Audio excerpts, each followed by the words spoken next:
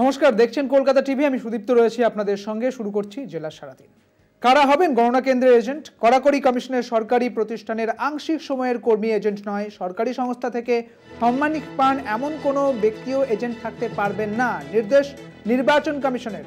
কারা হবেন গণনা কেন্দ্রের এজেন্ট তা একেবারে জানিয়ে দেওয়া হলো কড়াকড়ি নির্বাচন কমিশন। এবং যারা সরকারি কোনো সাম্মানিক পান তাদের এখানে তারা এজেন্ট হতে পারবেন না এবং এমন কোনো ব্যক্তিকে এজেন্ট থাকতে দেওয়া হবে না বলে জানিয়ে দিয়েছে নির্দেশ নির্বাচন কমিশনের।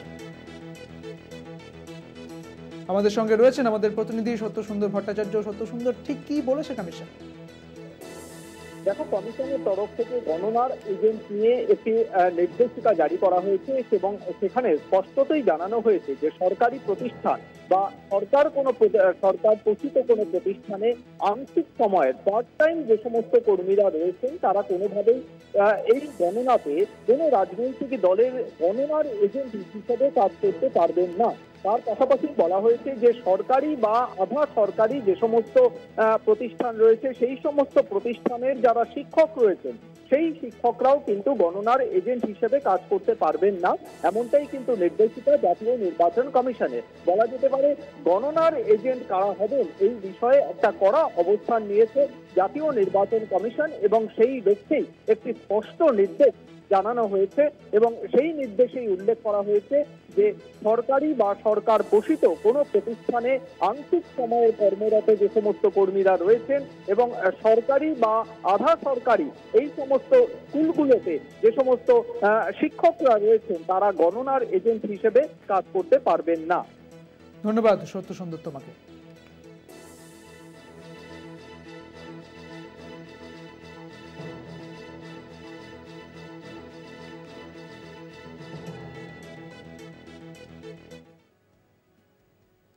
গোসাবাই ভোট কেন্দ্রের উদ্দেশ্যে রওনা ভোটকর্মীদের। ভোট কেন্দ্রে জলপথে রওনা দিলেন ভোটকর্মী। ডিসিআরসি থেকে ভোটের সরঞ্জাম নিয়ে রওনা ভোট কেন্দ্রে জলপথে রওনা দিলেন ভোটকর্মীরা।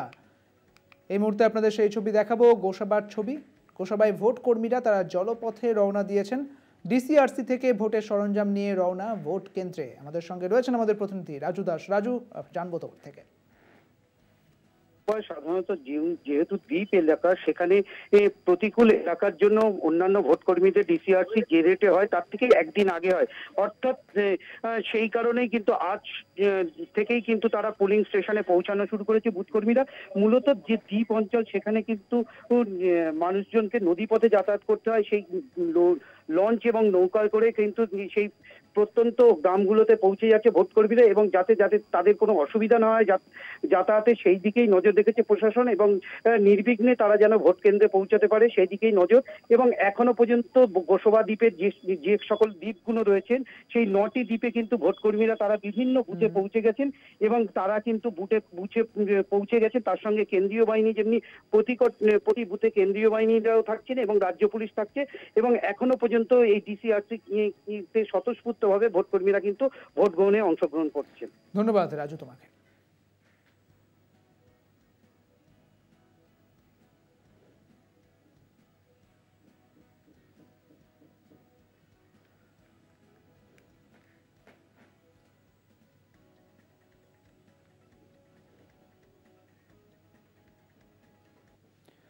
রেশন দুর্নীতি মামলায় ঋতুপর্ণা সেনগুপ্তকে তলব ইডির।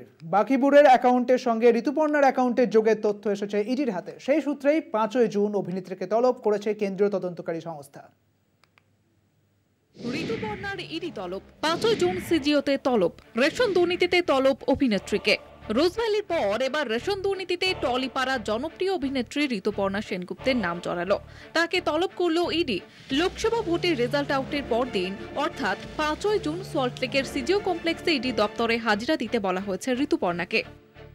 ইতিমধ্যে রেশন দুর্নীতি মামলায় মমতা বন্দ্যোপাধ্যায়ের মন্ত্রিসভার গুরুত্বপূর্ণ মন্ত্রী প্রাক্তন খাদ্যমন্ত্রী জ্যোতিপ্রিয় মল্লিক এখন জেলে। হেফাজতে বনগাঁ পৌরসভার প্রাক্তন চেয়ারম্যান শঙ্কর আঢ্য, বাকিবুর রহমানের মতো নেতারা। রেশন দুর্নীতি তদন্তে গিয়ে সন্দেশখালীতে আক্রান্ত হন ইডি কর্তারা। তারপরেই শিরোনামে উঠে আসে শেখ শাহজাহান এবং সন্দেশখালী। বহু টানাপোড়েনের পর শেখ শাহজাহান আপাতত সিবিআই হেফাজতে। প্রশ্ন উঠছে, রেশন দুর্নীতির সঙ্গে কি সম্পর্ক ঋতুপর্ণার? সূত্রে খবর, বাকিবুর রহমানের নিজস্ব অ্যাকাউন্ট থেকে কোথায় কোথায় টাকা গিয়েছে তা খতিয়ে দেখতে গিয়ে মোট 209টি অ্যাকাউন্টের হদিশ পায় ইডি, যার মধ্যে উল্লেখযোগ্য ঋতুপর্ণার অ্যাকাউন্টে। গত এক মাসে দফায় দফায় লক্ষাধিক টাকা ঢুকেছে। ইডির তলব নিয়ে ঋতুপর্ণার হয়ে সওয়াল করেছেন যাদবপুর লোকসভা কেন্দ্রের তৃণমূল প্রার্থী সায়নী ঘোষ।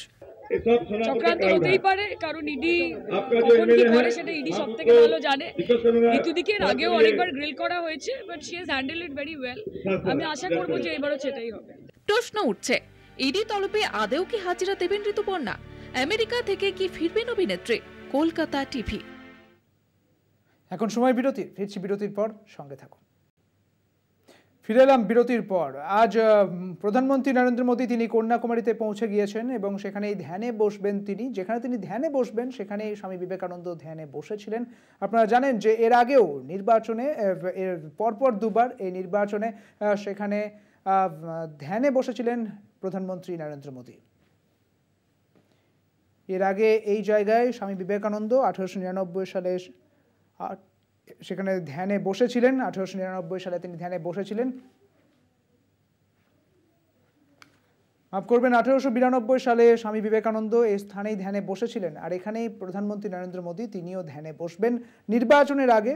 কন্যাকুমারীতে মোদীর ধ্যান, সেই ছবি আপনারা দেখাচ্ছি। ইতিমধ্যেই কন্যাকুমারীতে পৌঁছে গিয়েছেন নমো।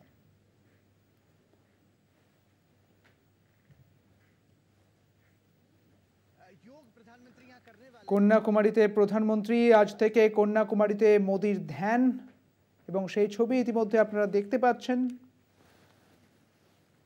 ধ্যান মণ্ডপে দুদিন ধ্যান করবেন প্রধানমন্ত্রী। আর যেখানে তিনি ধ্যান করবেন সেখানেই 1892 সালে স্বামী বিবেকানন্দ ধ্যানে বসেছিলেন। নির্বাচনের আগে এই ধ্যান তার নতুন নয়, এর আগেও প্রধানমন্ত্রী নরেন্দ্র মোদী তিনি কিন্তু ধ্যানে বসেছিলেন নির্বাচনের আগে।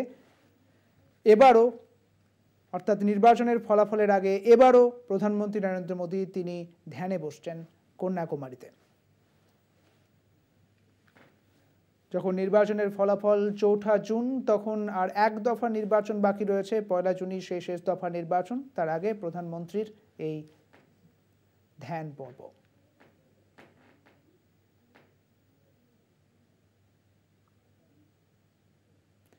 একদিকে মোদীর ধ্যান, অন্যদিকে নিশানা মমতা বন্দ্যোপাধ্যায়ের। প্রতিবার ভোটের আগে বসে পড়েন 48 ঘন্টা পাবলিসিটি খান ক্যামেরা নিয়ে। ধ্যান কেন, এমনই প্রশ্ন তুললেন মমতা। এত মিথ্যে কথা বলার ধরন আমি আগে কোন প্রধানমন্ত্রীর কাছ থেকে আশা করিনি বা শুনিনি। চেয়ারের একটা সাংবিধানিক রীতি আছে, চেয়ারের একটা দাম আছে। সেই চেয়ারটাকে কেউ কেয়ার না করে আবার দেখবেন প্রতিবার ইলেকশনের আগে ওই কোথাও না কোথাও গিয়ে বসে পড়ে আর 48 ঘন্টা পাবলিসিটি খায়। যেটা 48 ঘন্টা সব পাবলিসিটি বন্ধ। আজ সন্ধ্যে 6টা থেকে পরশুদিন ইলেকশন চলা পর্যন্ত। তাহলে আপনি ধ্যান করবেন, ধ্যান করুন কিনা, কেউ তো বারণ করেনি। ক্যামেরার সাথে নিয়ে কেন, ক্যামেরার সাথে নিয়ে কেন? আর ক্যামেরায় দেখাবেন 5 মিনিট, বাদ বাকি তো আপনি বিশ্রাম আপনাকে নিতেই হবে, কিন্তু দেখাবেন 5 মিনিট, এমন দেখাবে ক্যামেরাগুলো, এরা তো বুঝতে পারছেন। এখন সময় বিরতির, ফিরছি বিরতির পর, সঙ্গে থাকুন। জলকষ্টে ভুগছে শিলিগুড়িবাসী, মেয়রকে ঘিরে বিক্ষোভ বিরোধীদের। দেখুন প্রতিবেদন।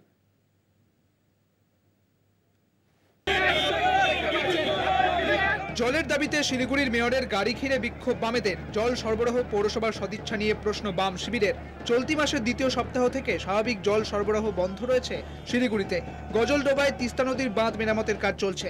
সেই কাজের দরুন আগামী 2রা জুন পর্যন্ত জল সরবরাহ বন্ধের কথা আগেই জানিয়েছিল পৌরসভা। তবে পৌরসভার প্রতিশ্রুতি ছিল জল সরবরাহে ব্যাঘাত হবে না, যদিও সেই প্রতিশ্রুতিতেই খামতির অভিযোগ তুলেছে বিরোধীরা। জলের অভাবে পৌরসভার দিকে অভিযোগের আঙুল তুলেছে শিলিগুড়িবাসীও। সকাল থেকে জলের জন্য লম্বা লাইনে দাঁড়াতে হচ্ছে তাদের। কেউ কেউ সাইকেল নিয়ে দূর থেকে জল নিতে যেতে বাধ্য হচ্ছেন। প্রচুর সমস্যা, কারণ জলটা দেখুন সবারই দরকার, আর বিশেষত খাওয়ার জল। আর খাওয়ার জল তো যেমন তেমন খাওয়া যায় না, তাই না? তো খাওয়ার জলের জন্য এটা কর্পোরেশনের দরকার। আগের থেকে এটাকে একটা কিছু সলিউশন করে তারপরে এই জিনিসটা করা খুব দরকার ছিল। আগের থেকে সলিউশন করাটা খুব দরকার ছিল, জলটা ভীষণভাবে দরকার। শহরবাসীর জলের অভাব মেটাতে মহানন্দা জল প্রকল্পের জল সরবরাহ করা হচ্ছিল, যদিও বুধবার শিলিগুড়ির মেয়র অভিযোগ করেন ওই জল দূষিত। সেই কথা শোনার পর মেয়র গৌতম দেবের জল সরবরাহের সদিচ্ছা নিয়ে প্রশ্ন তুলেছিলেন শিলিগুড়ির বিধায়ক শঙ্কর ঘোষ। আর এবার জল সরবরাহের প্রশ্নে গৌতম দেবের বিরুদ্ধে সুর চড়ালো বাম শিবির। বৃহস্পতিবার বামেদের বিক্ষোভ চলাকালীন মেয়র নিজের গাড়িতে পুর নিগম থেকে বেরোতে গেলে মেয়রের গাড়ি ঘিরে বিক্ষোভ শুরু করেন সিপিআইএম কর্মীরা। মেয়র গাড়ি থেকে বেরিয়ে যেতে গেলেও বিক্ষোভ অব্যাহত থাকে। রীতিমতো ধস্তাধস্তির পরিস্থিতির সৃষ্টি হয় শিলিগুড়ির পুর নিগমের সামনে। পরে পুলিশি হস্তক্ষেপে পরিস্থিতি স্বাভাবিক হয়। জলের দাবি মানুষের জীবনের দাবি, মৌলিক দাবি। এই দাবি নিয়ে আমরা গতকাল আন্দোলন করেছি। গত কয়েকদিন ধরে শিলিগুড়ি শহরের যে নাগরিক জীবন আজকে বিপর্যস্ত, আইন শৃঙ্খলা নেই, এখানে জমি মাফিয়ারা লুটপাট চালাচ্ছে, যানজটে শিলিগুড়ির অবস্থা একেবারে বিপর্যস্ত। এই রকম সময়ে জল পাচ্ছে না মানুষ, পানীয় জলটুকু পাচ্ছে না। আমরা এর বিরুদ্ধে প্রতিবাদ জানিয়ে বিক্ষোভ করছি এবং যতদিন পর্যন্ত সুরাহা না হবে এই আন্দোলন আমাদের চলবে। বিরোধীদের বিক্ষোভ রাজনৈতিক ষড়যন্ত্র বলে অভিযোগ করে পৌরসভার নিজের দায়িত্বে অবিচল বলে দাবি গৌতম দেবের। দেখুন, আমাদের সেই মানসিক এবং সাংগঠনিক শক্তি আছে, কিন্তু আমি এখানে শক্তি প্রদর্শন করতে আসি না, আমাকে কাজ করতে হবে। আমি বেরোচ্ছি, তারা এখানে যদি এইভাবে ভ্যান্ডালিজম করে তার জবাব মানুষ দেবে। ইতিমধ্যে শিলিগুড়ি জুড়ে জলের পাউচ বিতরণ শুরু করেছে পুরসভা। 1 লক্ষ পাউচ বিতরণ করা হচ্ছে রোজ। পাশাপাশি পুরো এলাকা জুড়ে থাকছে পৌরসভার পানীয় জলের গাড়ি। 2 তারিখ বিকেলের মধ্যে জল সরবরাহ স্বাভাবিক হয়ে যাবে বলে প্রতিশ্রুতিও দিয়েছেন মেয়র। শিলিগুড়ি থেকে রীনা কুমারের রিপোর্ট, কলকাতা টিভি। জেলা সারাদিন এখন এই পর্যন্তই। দেখতে থাকুন কলকাতা টিভি, রাত 3, 7 দিন।